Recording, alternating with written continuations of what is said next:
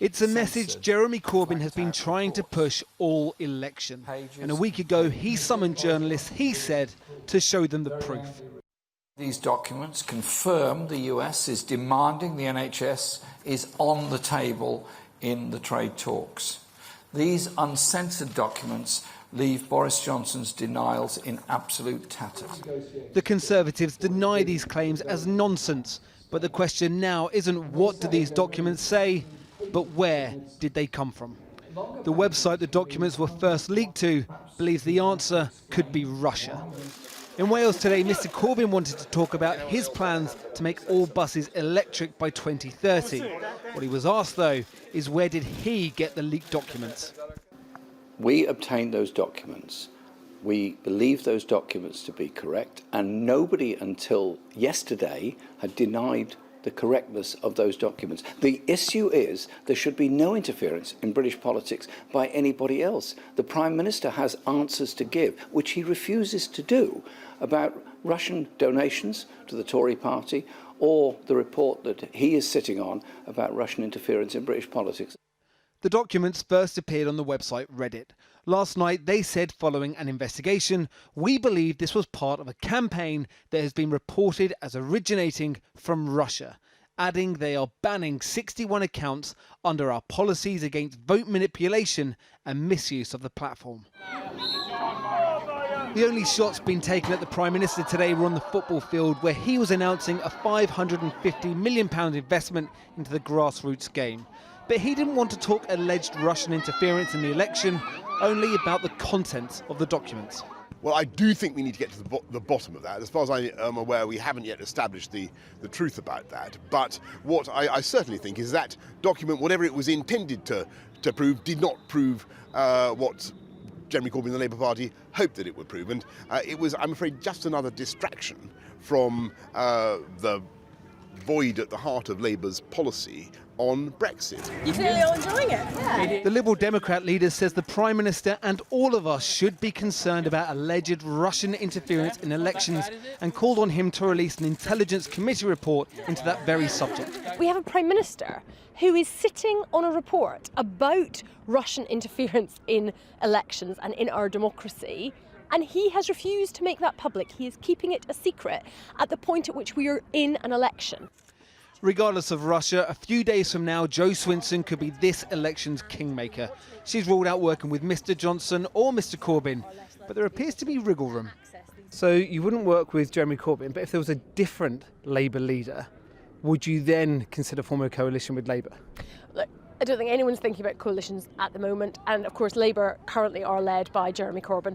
Who knows what will be the case in a week's time if there's no overall majority in the election. So that's a possibility then? Look, yeah, I've worked cooperatively across party lines to try to secure a people's vote to stop Brexit, and I will continue to do that.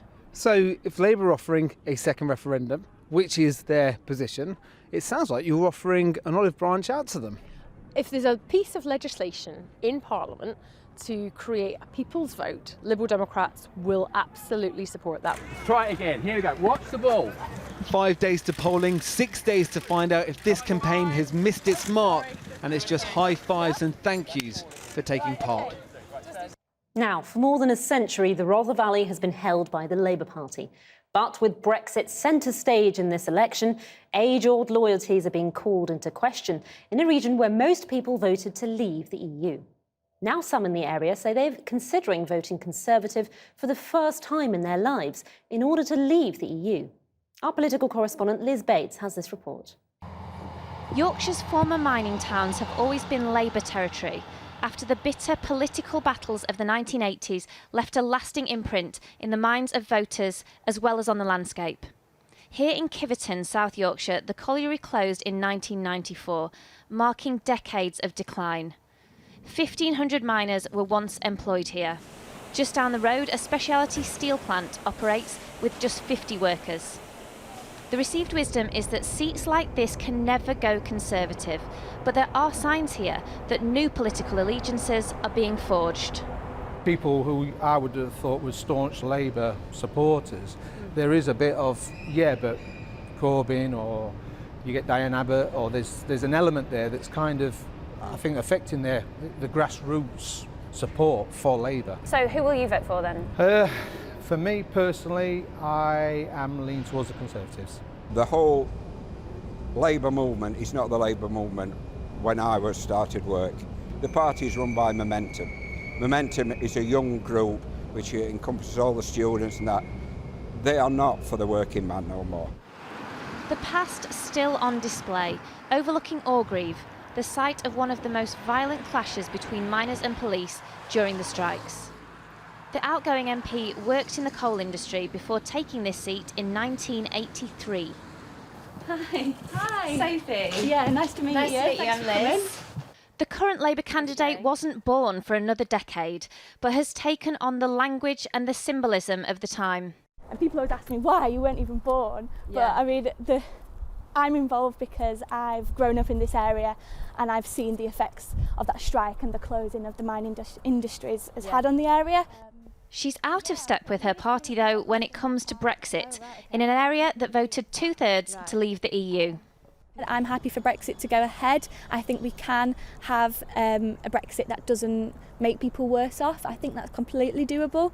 But again, that won't be no deal or Johnson's deal. Would you vote for Brexit in another referendum? Yeah, I would. As long as there was a deal. So we're not proposing a referendum that's just in, out. This is the deal or remain. But in this Leave seat, her local pro-Brexit message but they do really like him. Could be drowned out by the Conservatives' national Brexit pledge to get it done. But it's a big ask in an area that doesn't even have a Tory councillor. Many people who vote Labour have always been a bit right-wing anyway. They've just voted Labour, it's a traditional thing.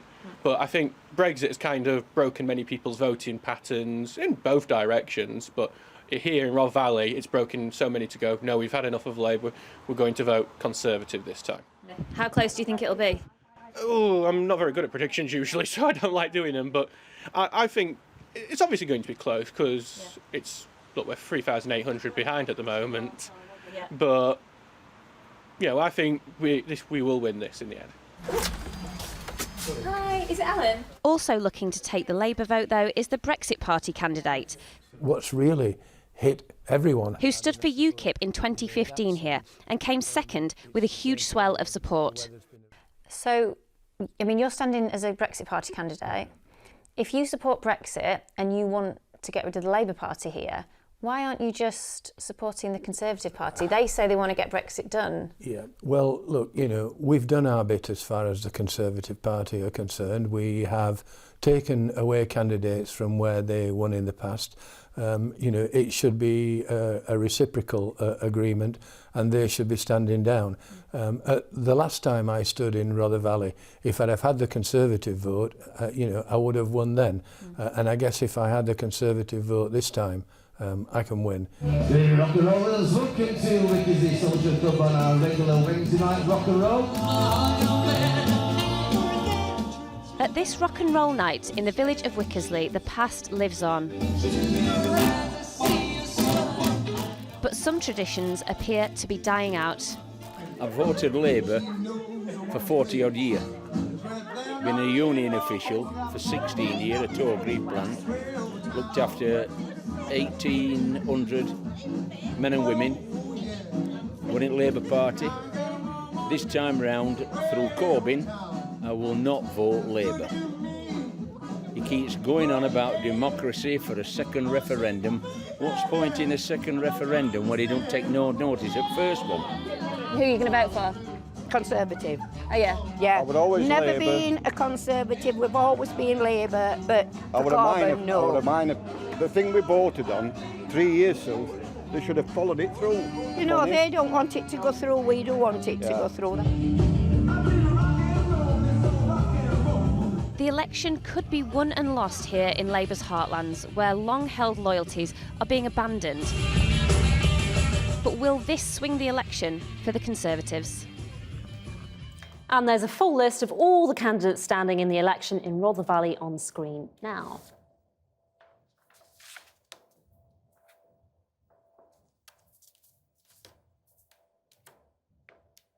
Well, joining me now to talk about what could happen as we count down to polling day is Aisha Hazarika. She's a commentator and former Labour advisor. Also here is Cindy Yu, broadcast editor at The Spectator magazine. Welcome to you both, ladies. First of all, Aisha, talk to me about Labour voters who back Brexit, and we saw some of them in that report there. They're now talking about voting Conservative. Is it too late to persuade those kinds of people? I think it is quite hard for the Labour Party. It sort of broke my heart watching that report, actually, because, you know, the Labour Party was, the genesis of the Labour Party was for, you know, working men and women. And the fact that so many of those communities do feel kind of distant from the Labour Party is a big problem. I think it's quite complicated. I think, to be absolutely honest, it's not a new phenomenon. Labour has been shedding the working class over vote years for a number of elections now. Brexit definitely is an issue, and I think the problem is not a lot of those Leave voters will see the Labour Leave option as being properly Leave. They often see it as a kind of soft Remainy Brexit versus Remain. There is another issue as well, which is Jeremy Corbyn. A lot of those voters, as your film showed, don't like him. They don't like what he stands for. Somebody mentioned momentum. They feel like quite a big cultural divide. And I think one of the big existential questions for the Labour Party going forward is, how does it keep this coalition going of older, more traditional, small C Conservative voters and younger people, more diverse, much more tolerant, much more liberal in their views? There's almost a bit of a culture war going on, I feel, in terms of these two ends of, you know, the Labour Party movement. Cindy, if these people are turning to the Conservatives for this general election, do you think that will sustain for the future, or is it a one-off? Well, that's a really great question, actually. I mean, Aisha's 2 points there, you know, one about Jeremy Corbyn himself. You know, if Jeremy Corbyn loses this coming election, it's not clear that he's going to be leader of the party for much longer. This will be the second election he'll have lost. And whether or not Corbynism stays after he goes is obviously another question, but it will be much harder to sustain that position in the Labour Party, I think. And if Labour goes back to what New Labour was under Tony Blair, maybe these voters will come back. The other thing is that the Conservative Party right now is seen so much as a Brexit party and a Boris Johnson party that almost people have, you know, overlooked the domestic policies that the Conservatives traditionally stand for and still do stand for once, to use that awful phrase, Brexit is done. So once, you know, January 31st comes around and Brexit goes into the background, possibly, and the Conservatives try to do its typical Conservative policies. Absolutely. Policies. By the time next election comes around, these voters might, in domestic policy, go back to Labour. Cindy, talk to me about the fact there is a culture war going on in the Conservative movement, isn't there? If there isn't inside the party, because it is the Boris Johnson Brexit party, there are people who voted Conservative for a very long time and can't do so at this election, and indeed MPs who are no longer standing for the Conservative Party. Yes. So what happens there? Well, it's a really fascinating question. I think at the moment, obviously, as you say, Remainer Tories are such a big force within the supporters that they can't be overlooked. But I think the party has done such a good job in demonising Jeremy Corbyn. And to be honest, Jeremy Corbyn doesn't make it hard to do that. That a lot of these Remainer Tories might well just, you know, swallow hard and say, actually, I'll vote for the Conservative Party or the Liberal Democrats. In order to not get to not vote. So for that's an unknown Corbyn. still, isn't it? Yes, it is. Yes, and one of the fears that the Conservative Party has in last week of the election is this tactical voting, whether or not Remainers will unite. And I think that's a very big point. I mean, I was at an event on Friday with people like David Gauke, who have been thrown out of the Conservative Party, and Michael Heseltine, and it's quite something when Tommy Robinson is endorsing the Conservative Party and Michael Heseltine and people like David Gauke aren't. It does show you that, you know, Labour has got its problems, but the Conservatives, you know, are really moved over to a point on the right that makes a lot of people feel very uncomfortable about it. And it's interesting today, if you look at the polls as well, there is a slight tightening as well. So I think, you know, strategists in Tory HQ will probably be thinking, well, you know, this majority is not in the bag. Yes, the polls have looked, there's been this kind of comfortable lead for quite some time.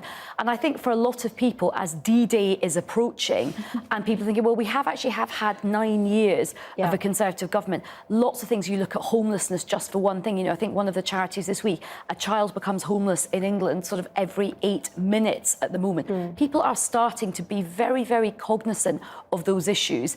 And I do also think this kind of get Brexit done, well, a lot of people are like, well, that's not really accurate, because Brexit is not going to be sewn up neatly. So I don't think it's in the bag yet. We might be approaching hung Parliament territory. So, Cindy, in that case, what can the Conservatives pull out of the bag for the next few days? So one of the things that they've kept behind so far is campaign funding. So they've not spent nearly as much on social media as the Liberal Democrats have. But they are putting adverts out on YouTube now, interestingly. Yes, so that happened yesterday or today. Yes, and that's just really underpinning the Brexit fatigue moment. You know, politicians have been arguing all this time, if you want this to stop, vote Conservative. And that's a very powerful message, I think. But in the remaining week, they'll be channeling all that funding just to, you know, if there's a Labour tide last minute or Remain tide, combat that one. So we're going to be bombarded with Conservative Party adverts, you think? Depends on your algorithm, I think. Oh, I see, right.